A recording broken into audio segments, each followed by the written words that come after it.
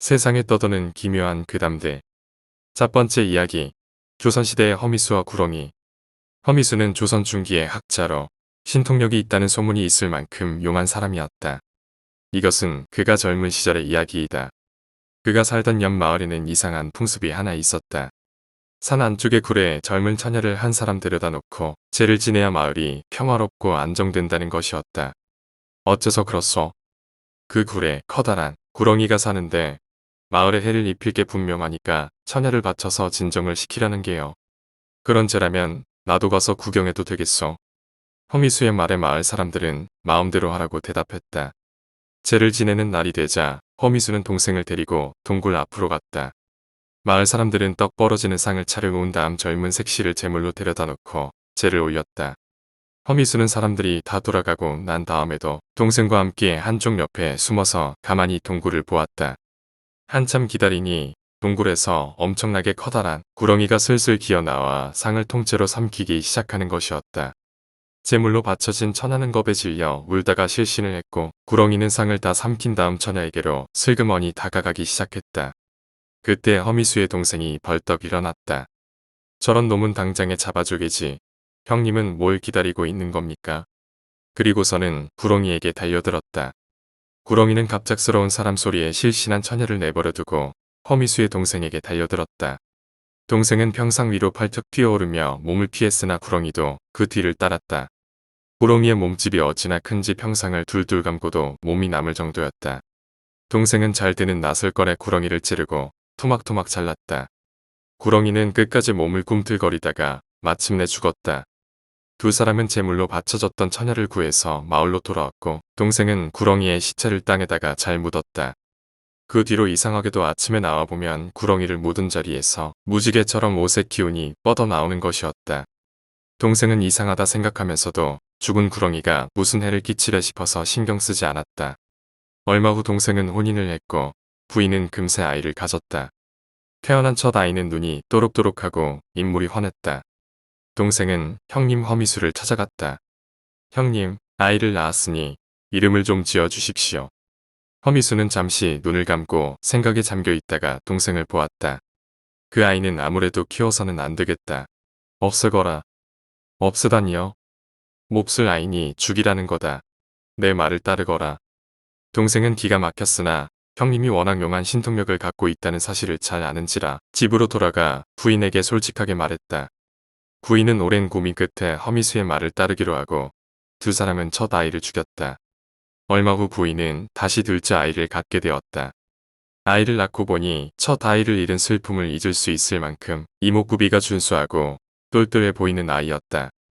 이번에는 괜찮겠지 생각하고 동생은 다시 형님을 찾아갔다. 둘째 아이를 낳았는데 이번에는 이름을 좀 지어주시지요. 허미수는 가만히 생각에 잠겨 있다가 동생을 보고 대답했다. 이번 아이까지 없애야겠다. 그게 무슨 말씀이십니까? 이번 아이까지 없애야 신상이 이로울 것이야. 동생은 기가 막힌 채 집으로 터덜터덜 돌아가서 부인에게 형의 말을 전했다. 그러자 부인이 화를 왈칵 냈다. 낳는 족족 아이를 죽이면 도대체 어떡하란 말씀이십니까? 동생도 부인의 말이 맞다 싶어서 다시 형에게로 돌아가서 말했다. 집사람과 의논을 했는데 이번에는 절대로 죽일 수 없다고 합니다.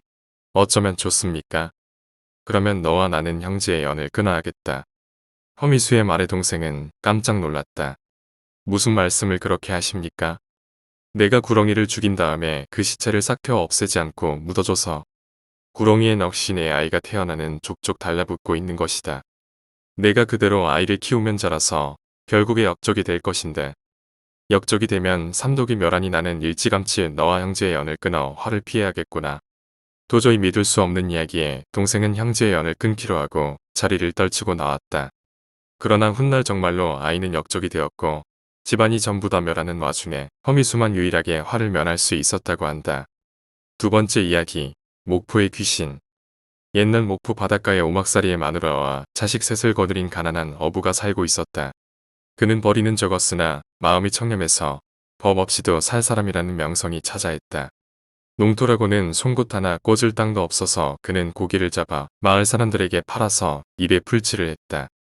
어부는 마누라와 자식들을 먹여 살리기 위해 무슨 일이 있어도 하루에 4번씩은 반드시 그물질을 하겠다고 결심했다. 그러던 어느 날 점심때에 바닷가에 나가 그물질을 하고 있는데 그물이 굉장히 무거운 것이었다. 깊은 마음으로 말뚝을 박아 한쪽 그물 끝을 잡아매고 다른 쪽 끄트머리를 열심히 잡아당겨 올린 다음 그물을 보니 기대와는 달리 고기라고는 한 마리도 없고 죽은 노새만 한 마리 걸려 있는 것이었다. 아이고, 하늘도 무심하시지. 어부는 크게 실망해서 노새를 내던지고 다시 그물을 던졌다. 하지만 두 번째 그물을 끌어올렸을 때에도 어쩐 일인지 허탕인 것이었다. 그는 슬슬 화가 나기 시작했다. 하늘이시여, 어떻게 이러실 수가 있습니까?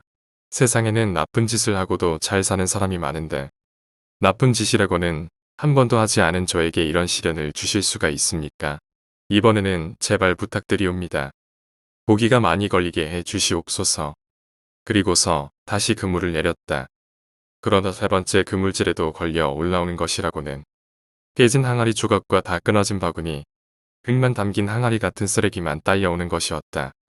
그는 다시 한번 하늘을 올려다보고 빌었다. 저는 하루에 4번만 그물질을 하기로 했는데 벌써 3번이나 그물질을 하였습니다. 이번이 마지막이니 부디 불쌍히 여겨주십시오. 그리고서 다시 그물을 던졌다. 한참 기다려 물이 고요해진 다음 어부는 큰 마음을 먹고 그물을 잡아당기기 시작했다. 이번에도 그물은 대단히 묵직했다. 뭔가 큰 게 걸렸나 보다 기대하고서 그는 말뚝의 한 끝을 잡아매고 다른 끝을 열심히 잡아당겨 올렸다. 그런 다음 무엇이 걸렸나 하고 보니 노쇠로 만든 병만 하나 들어있는 것이었다. 어부는 속상한 마음으로 병을 집어들어 마개를 툭툭 두들겨 보았다.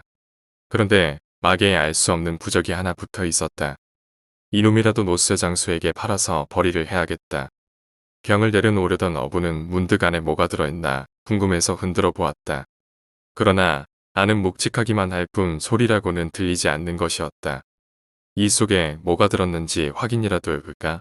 혹시 뭔가 귀한 것이라도 들어있을지 모르니까. 그는 주머니에서 칼을 꺼내 납으로 된 병마개를 열심히 빼냈다. 한참을 애를 쓰니 마침내 펑소리가 나며 마개가 빠졌다. 그리고는 하얀 연기가 하늘로 한 줄기 올라가더니 쫙 퍼지는 것이었다. 어부는 놀라서 뒤로 물러섰다.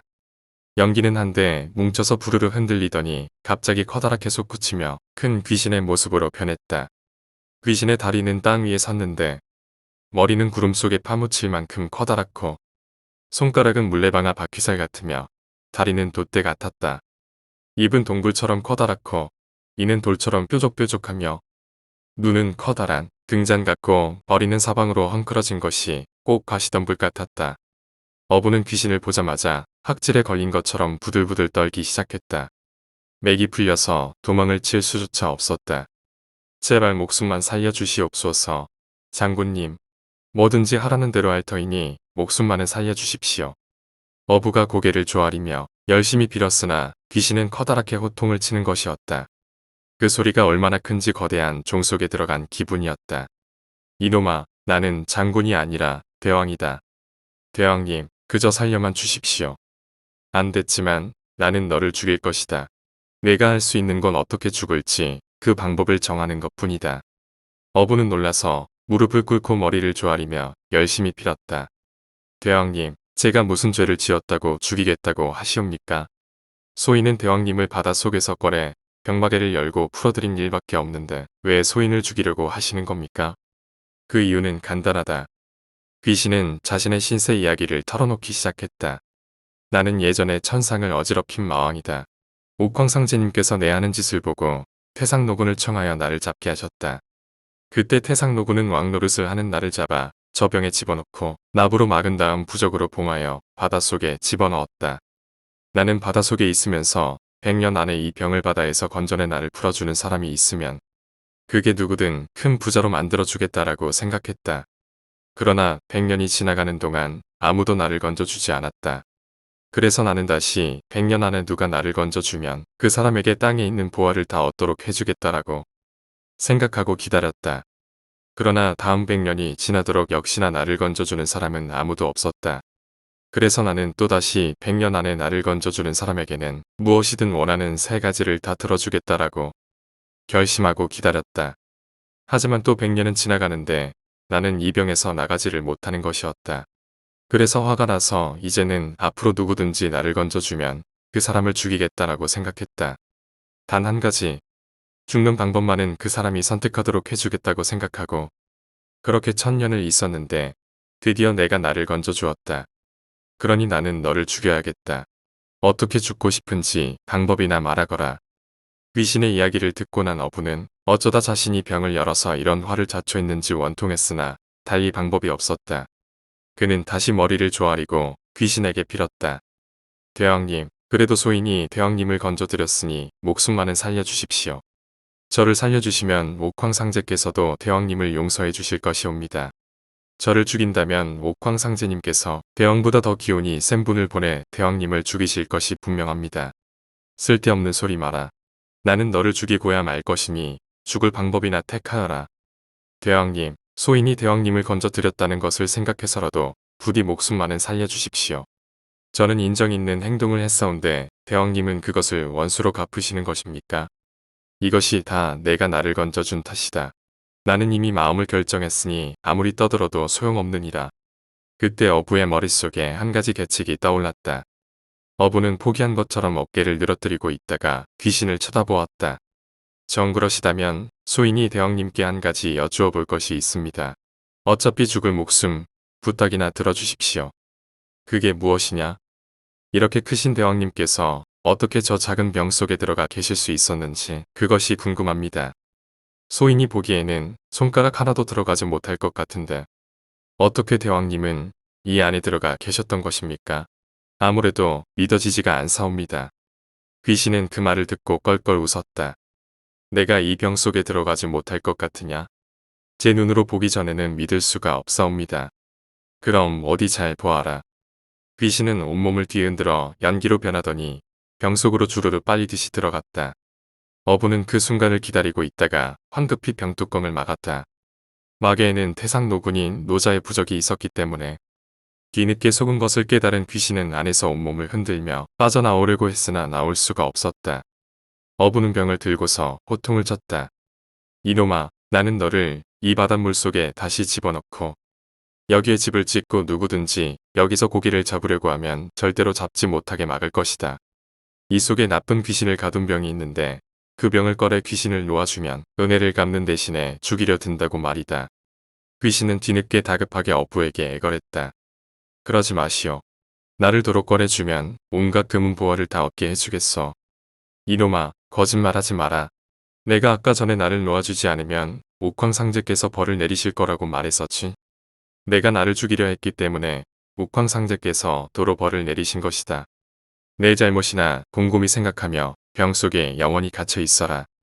어부는 병마개를 꼭 막은 후 바다로 던졌다. 그리고 바닷가에 집을 짓고 사람들이 그곳에서 고기를 잡지 못하게 했다고 전해온다. 세 번째 이야기, 자비굴. 울릉도에는 커다란 본섬이 있고 그 옆으로 동쪽 200m 정도 지점에 각기섬 혹은 관음도라고 하는 섬이 있다. 그리고 그 옆으로 다시 3km쯤 떨어진 곳에 대섬 혹은 죽도라고 하는 작은 섬이 있다. 이 대섬에는 큰 배가 한 척쯤 들어갈 수 있는 굴이 몇 개 있는데 그중 북쪽에 있는 작은 굴을 자비굴이라고 한다.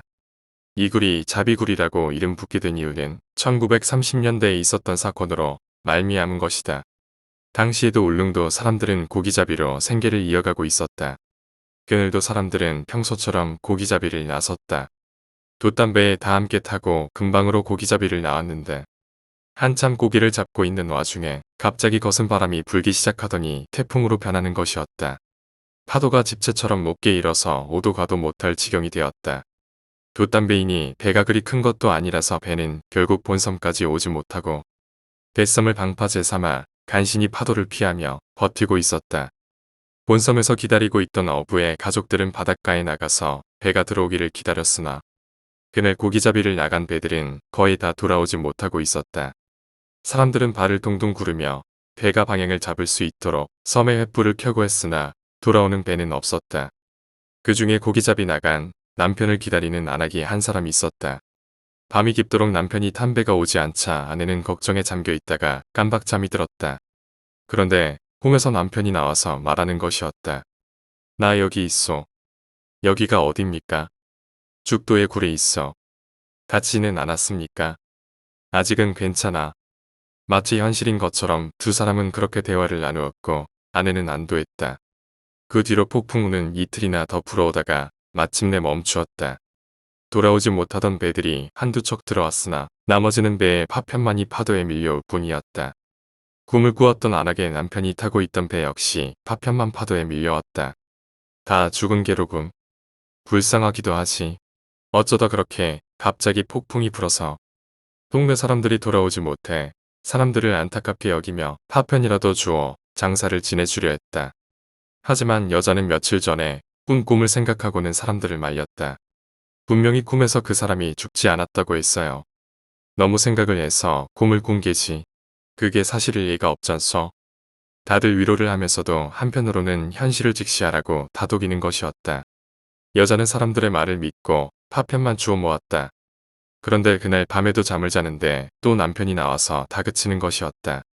나는 여기 대섬에 있다니까. 왜 빨리 와서 구해주지 않고 그렇게 어물거리고 있는 거요? 빨리 여기로 오라고. 하루 이틀은 남편 생각에 꿈을 꾸는 것이라니 했으나 사흘째에도 똑같은 꿈을 꾸자 여자는 아무래도 이상하다는 생각이 들었다. 최소한 대섬을 뒤져보기라도 해야 성이 찰 것 같았다. 그래서 날이 밝은 다음 도동에 있는 관청을 찾아가서 대섬을 수색해달라고 간곡하게 부탁했다. 안 하기 하도 열심히 애원하니까 결국에는 소방대원과 청년회원 등을 모아 수색대를 편성하여 대섬을 한 바퀴 돌게 했다. 이 자비굴은 그리 크지 않지만 굴의 맞은편 바위에 사람이 매달려 있을 수 있을 정도로 조금 튀어나온 부분이 있다. 그런데 그 부분에 정말로 여자의 남편이 매달려 있는 것이었다. 나흘 만에 사람을 만난 어부는 기운이 다 빠진 목소리로 고함을 질렀다. 사람 살려. 여기 사람이 있어. 사람 살려요. 파도 소리가 높아서 소리는 잘 들리지 않았지만 눈으로 빤히 보이니 부인할 수 없는 일이었다. 사람들은 밧줄을 가져오라, 삿대를 올려라, 이래라 저래라 외치며 마침엔 꽁꽁 얼어붙어 바위에 매달려 있던 어부를 구해냈다. 사람들은 나흘 동안 이런 극한 환경에서 버텨낸 어부와 꿈을 믿고 사람들을 움직인 아내에 대해 감탄했다. 하늘이 도운 게지. 부부 금슬이 좋아서 하늘에서도 더 오래 살라고 꿈을 보내주신 게야. 놀라운 일일세. 마을 사람들은 이야기를 한참이나 회자했고 이 어부는 그 후로도 10년을 더 부인과 행복하게 살다가 죽었다고 한다. 네 번째 이야기, 인어를 구했다. 옛날 도초도에 명시성을 가진 남자 한 사람이 살고 있었는데 나이 50이 넘도록 장가를 못 들고 홀로 집신을 팔아 그날그날 연명을 하고 있었다. 어느 날 명시가 부둣가를 지나가고 있는데 부두에서 사람들이 모여 웅성거리고 있는 것이었다. 무슨 일인가 싶어 다가가 보니 배에서 인어 한 마리를 잡아와서 이걸 팔 것인지 회를 쳐서 먹을 것인지 논하고 있었다. 가까이 가서 들여다보니 인어는 눈물을 뚝뚝 흘리며 울고 있었다. 바닷속에 사는 미물이라 해도 눈물을 흘리는 것을 보자 가엾어진 명씨는 집신을 팔아 풍푼히 모은 돈을 꺼냈다. 이 인어를 나에게 파시구려. 사람들은 10량의 인어를 잡아먹자고 이야기하고 있었으나 명씨가 단 양을 얹어 10단량을 내밀자 선주는 두말하지 않고 팔았다. 명씨는 인어를 얻고 집으로 데려와서 며칠간 몸조리를 시킨 다음 몸이 나아지자 바다에 띄워 보내주었다. 그리고 얼마 후 명씨가 바닷가를 지나가고 있는데 인어가 물속에서 나오더니 그에게 옥동자를 안기고 사라졌다. 명씨는 아이를 데려와서 애지중지 소중하게 키웠다. 아이는 얼굴도 잘생기고 머리도 영리해서 주위 사람들의 감탄을 샀다. 세월이 흘러 몇 년이 지났다. 어느 날 명씨의 집안 선산의 마을에서 권위 있는 집안이 함부로 들어가 땅을 파고 묘를 세우려고 하는 일이 생겼다. 명씨가 가서 보니 자기 조상 묘 위에 다시 묘를 세우고 있는 형편인데도 세도가라 감히 나서서 막을 수가 없는 것이었다. 그는 집으로 돌아와 식음을 전폐하고 자리에 누웠다. 아버지, 무슨 일이 있으십니까? 아들은 아버지가 자리에 누운 것을 보고 걱정스럽게 물었다. 명씨는 아직 어린 내가 알 일이 아니다. 하고서 돌아 누웠으나 아들은 고집스러웠다. 제가 해결할 수도 있는 일 아니겠습니까? 말씀을 해주십시오. 실은 우리 조상님 묘 위에 세도가들이 토장을 하고 있는데 도저히 말릴 수가 없어서 이러고 있는 거다. 아, 그런 일이라면 걱정하지 마십시오. 제가 거뜬히 해결하고 오겠습니다. 아들은 아버지를 두고 곧장 산으로 향했다. 산에서는 세도가 집안 사람들이 천막을 치고 소를 잡고 자기들의 조상묘를 다 파헤쳐 그 위에 새로 무덤을 쓰고 있는 것이었다. 아이는 버럭 화가 나서 그 집안의 문장을 집어들고 대체 누가 이러한 일을 하느냐고 물었다. 너 같은 어린애가 알 일이 아니다. 당장 여기서 꺼지지 못할까? 어째서 남의 조상묘에다가 토장을 합니까? 당신들이야말로 여기서 나가십시오. 어린애가 못하는 소리가 없구나. 사람들이 아이를 토끼 몰듯 내쫓으려 하자 아이가 그 자리에 서서 뭐라고 주문을 외웠다. 그러자 거센 바람이 불어와 천막이 무너지고 사람들까지 죄다 이리저리 날아갔다. 사람들이 비명을 지르며 잘못했다고 빌자 그제야 아이는 주문을 멈추고 호통을 쳤다. 너희들이 아무리 권력이 있고 돈이 있다 해도 남의 조상 묘자리에 토장을 한다는 것은 도저히 있을 수가 없는 일이다. 잘못을 깨달았거든. 다시는 그러지 마라. 사람들은 홍비백산하여 아이 앞에서 잘못을 빌고는 산에서 도망을 쳤다. 그 후 아이는 훌륭하게 자라서 도승지 자리까지 올랐다고 한다. 그리고 지금까지도 명씨 집안 자손들은 인어의 후손이라고 전해지고 있다. 5번째 이야기. 그물 귀신. 옛날에 바닷가에 그물질을 하러 다니면 기가 센 사람에게는 귀신이 달라붙지 못하지만 기가 약한 사람에게는 귀신이 달라붙어 장난을 치곤 했다고 한다. 그래서 대개 기가 센 사람이 그물질을 하러 다녔다고 한다. 혹여 좀 약한 사람이 그물질을 마치고 고기를 담은 망태를 들어 올리려 하면 귀신이 나타나 못 들어 올리게 망태를 잡아당겼다고 한다. 그러면 고기를 하나 던져주면 한참 잠잠하다가 그 고기를 다 먹고 나면 다시 또 망태 잡아당기기를 반복하는 것이다. 어느 날 어떤 어부가 물때가 하필 저녁 무렵이라 바닷가에 나가서 그물을 쳐넣었다. 어두컴컴해진 다음에야 집으로 향하고 있는데 이쪽에서 웬 젊은 남자가 따라오는 기척이 들리는 것이었다. 그는 아는 사람인가 싶어 뒤를 돌아보고 물었다. 거기 아무개 아닌가? 그러나 뒤에서는 대답이 없었다. 한참이나 걸어가다가 어부가 뒤를 돌아보았다. 그랬더니 젊은 남자는 여전히 따라오고 있었다. 아는 사람이 늦게까지 돌아다니다가 가는 모양이다 생각하고 어부는 별다르게 여기지 않고 말했다. 뭐하러 여기까지 나왔는가? 어디 먼데 갔다 오는가? 일하고 돌아가는 길인가? 여전히 대답은 없었다. 어부는 다시 물었다. 성냥이 있거든 하나 줘보소. 역시 대답은 없었다. 이쯤 되자 슬슬 어부도 불안해지기 시작했다. 아는 사람이 맞기는 한치. 아니면 혹시 도깨비에 홀렸나 싶어 겁이 난 것이었다. 그는 바쁘게 고개를 넘기 시작했다. 고개를 거의 다 넘어설 무렵이었는데 갑자기 뒤에서 오던 사람이 등에 맨 망태를 잡아당기는 것이었다. 어부는 깜짝 놀라서 망태를 휙 낚아채고는 걸음을 서둘렀다. 그러나 아무리 바쁘게 뛰어도 망태를 잡아당기는 손길이 사라지지 않는 것이었다. 몇 번이나 차가운 손을 물리치고서 어부는 숨을 헐떡거리며 언덕 꼭대기에 있는 마을까지 달려갔다. 마을에 들어가니 불도 켜져 있고 개도 짖고 해서 도깨비가 더 이상 따라오지 않았다. 하지만 마을을 지나 다시 어부가 사는 동네까지 가려고 하니 어두컴컴한 길목에서 도깨비가 또 나타나 망태를 잡아당기는 것이었다. 결국에 어부는 망태를 내던지고는 다급하게 집까지 뛰어갔다. 헐떡거리고 들어오는 그를 보고 부인이 깜짝 놀랐으나 그는 설명도 못하고서 소리를 쳤다. 밥을 좀 빨리 해서 바깥에 내놓으시게. 부인도 무슨 일인지 알아채고는 황급히 밥상을 차려 바깥에 내놓았다. 그리고서 부부는 문을 닫아 걸고 밤새 꼼짝도 하지 않았다. 아침이 되어 밥상을 차려놨던 곳에 나가보니 빈 망태가 나뒹굴고 있고 밥상은 비어 있었다. 그 이래로 어부는 무서워서 밤에 그물질을 하러 절대로 나가지 않았다고 한다. 6번째 이야기. 물귀신. 지금부터 약 100여 년 전 거문도에 살고 있던 이호복이라는 어부가 백도 어느 바위 아래서 낚시질을 하고 있었는데 돔 낚시가 잘 되므로 밤이 깊어가는 줄도 모르고 있었다. 그런데 갑자기 바다에서 여자의 비명소리가 들려왔다. 소리가 나는 곳을 바라보니 아름다운 한 여인이 바닷물 속에서 허우적거리면서 비명을 지르고 있었다. 사람 살려요. 여보세요. 살려주세요. 라고 소리를 지르면서 이 씨가 앉아있던 바위 아래까지 허우적거리면서 다가왔다. 제발 제 손 좀 잡아주세요. 라면서 손을 내밀었다. 이 씨가 바위에서 내려와 손을 잡아주려는 찰나 난데없이 회오리 바람이 일면서 큰 매 한 마리가 쏜살같이 날아와서 여인의 머리를 덮치더니 부리로 쪼아버리는 것이었다. 그러자 그 여인은 물속으로 사라져버렸다. 너무나 놀라서 겁에 질린 이 씨는 정신이 아찔했다. 잠시 후 정신을 차려서 사방을 둘러봤지만 여인도 매도 온데간데 없었다. 이 씨는 그 일을 괴이하게 여기면서 그날 밤을 바위 틈에서 지새운 후 날이 밝자마자 어젯밤 그에 한 일이 있었던 그 바위를 바라보니 어제 보았던 그 매화도 너무나 흡사한 것이었다. 참으로 신기한 일이로더라고 생각하면서 마을로 돌아온 이 씨는 마을 노인들께 어젯밤에 있었던 일을 이야기했더니 노인이 하는 말이 오보기 잘해 참 운이 좋았구먼. 그 여자는 신지게 싫어하는 물귀신인데 살려달라고 외치는 그 여자를 살려주기 위해 소를 잡은 사람은 물속으로 끌려들어가 모두 죽이고 말지. 그런데 자네는 그 매바위의 영험으로 화를 면하게 된 거야. 좋은 날을 택하여 매바위에 제사를 드려야 하네.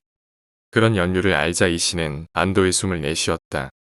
그리고 노인의 말씀대로 매바위에다 크게 제를 올렸다. 그런 일이 있는 후 백도의 그 바위를 매바위라고 불렀고 매바위는 어민들의 수호신으로 받아들여졌다.